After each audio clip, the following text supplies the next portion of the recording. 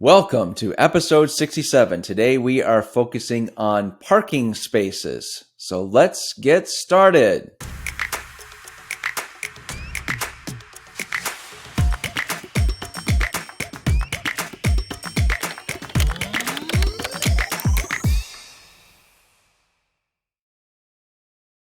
Hello everyone and welcome to the Fair Housing Insiders. I'm your host Jonathan Sarr and with me today is Kathy Williams. Just as a reminder, please subscribe to our YouTube channel if you have not done so already, and as well for our newsletter where we give consistent reminders about fair housing training and other important information. And for other shorter clips, you can follow us on our Instagram channel at Fair Housing Institute, where we also provide a lot of amazing, fun content to come out for 2023. So thank you in advance for doing that. So Kathy, welcome to the show. Let's take a look at a scenario about a request for an assigned parking space. And the scene is a resident comes in with a disabled person's parking permit and asks for a designated parking spot. So let's look at the scenario, and then we'll dive into our questions and get your feedback. Hi, Mrs. Rogers. It's nice to see you today. What can I do for you? I need a parking spot closer to my unit. The designated parking spots for disabled people are too far away and often are already taken up. Okay, Mrs. Rogers. Am I to understand that you're asking for an accommodation for a designated parking space based on a disability? Yes, I guess I am. Great. I'll just need you to fill out this form so that we can verify your need for the accommodation, and we'll get that process started.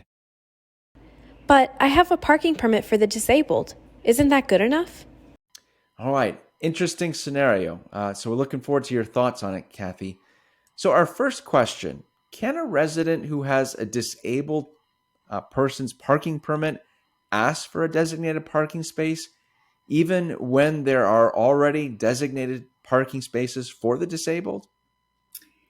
The short answer to your question, Jonathan, is absolutely they can.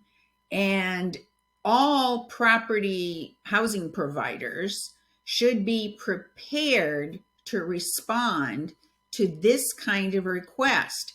It is not uncommon, and it happens to be the subject of one failure by a lot of property management companies. There are a lot of companies that think that just because they have a couple of what I call public accessible spaces on their parking lot, meaning that anybody that has a accessible placard or driver or license plate can park there. Anybody that has that can park there. So if a resident comes to you and asks that and says that those don't work for me, they're too far away from my door, they're always taken, I never am able to park close to my entry door, and I have some kind of, for instance, mobility impairment that prevents me from getting to my door easily, I need a parking space assigned just to me, close to my entry door, you should absolutely process that as a reasonable accommodation request, the way we have talked about in so many of our videos. Very good. Very nice explanation. And yeah, common question that has come up from our community. So thank you for that explanation. So our second question for some discussion, Kathy.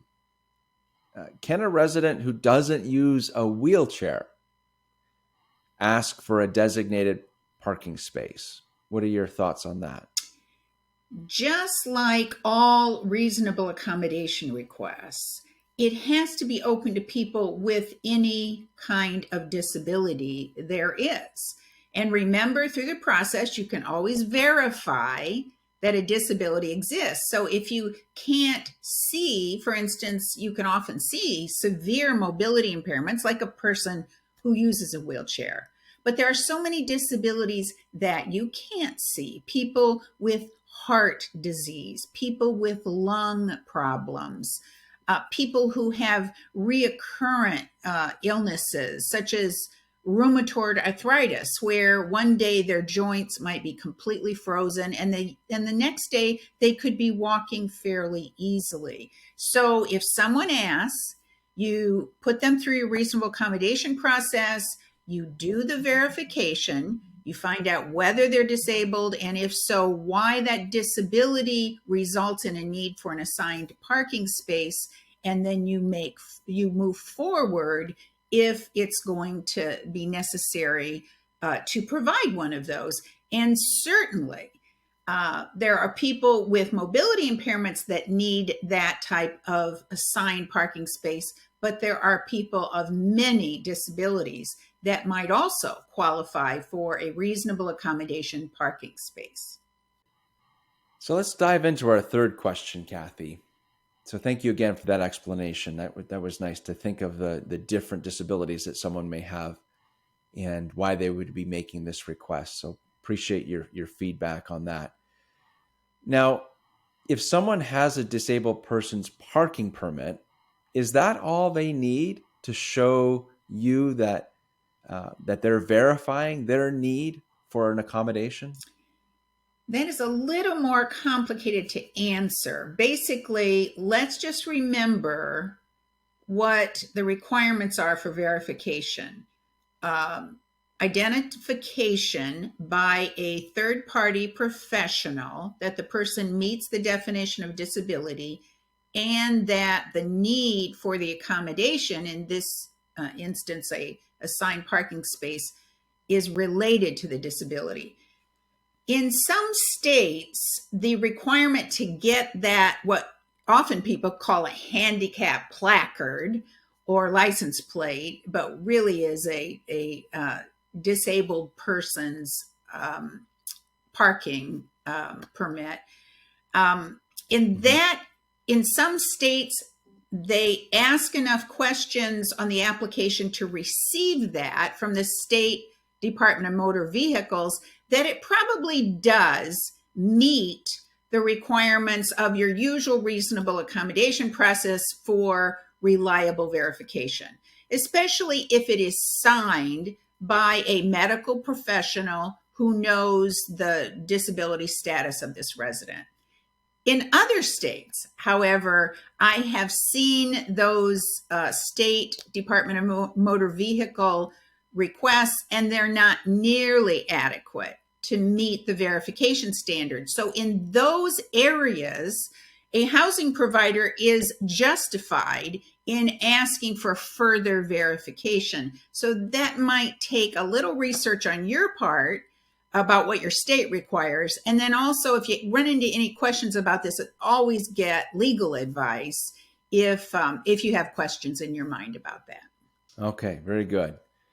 So the takeaway for me was make sure you know what your state requirements are and then do some research if you're not sure. So very nice. Thank you. And of course, yeah, if you're really not sure, get legal advice on that particular topic. Okay, so our fourth question. If the need for an assigned space has been completed, what are the next steps?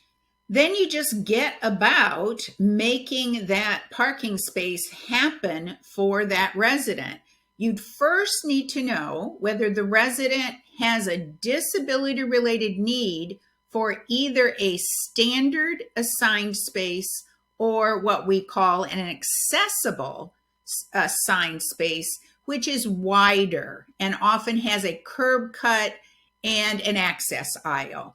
So, and the purpose for those are that someone with a wheelchair has a chance to open the door, leave it open, and get their wheelchair, walker, whatever in the car. So the question is, which do you need? Mm-hmm. And just because they have the state accessibility placard does not mean they automatically get an extra wide space. It's just what their disability related needs are. And you find that out through the interactive process and talking to the resident. Obviously, the wider spaces take up more space in the parking lot. So those should only go to people who have that kind of need. And then if you're going to provide a wider space, you don't necessarily have to follow what we call a public accessible parking space, meaning the blue lines and the access aisle is marked and you have the accessibility logo on the sign. In fact, I think it's a better practice to just mark that parking space reserved at all times. And then remember, management has to enforce that designation. If neighbors are parking in an assigned parking space, it's going to have to be management that resolves that problem. Very nice. Thank you again, Kathy. It's always nice to have you on the show. Nice way to explain that.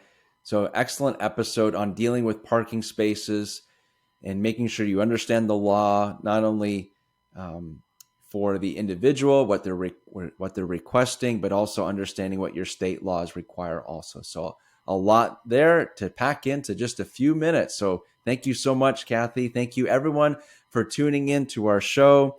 And if you find this show of value, we love those thumbs up this episode. We appreciate that so much. This is part of our complimentary education to our industry, and we're very grateful to provide that for everyone. If you have any feedback, please reach out to us. If you have any questions or topics that you would like to see discussed on this show, please reach out and message us. Until next time, take care, everyone.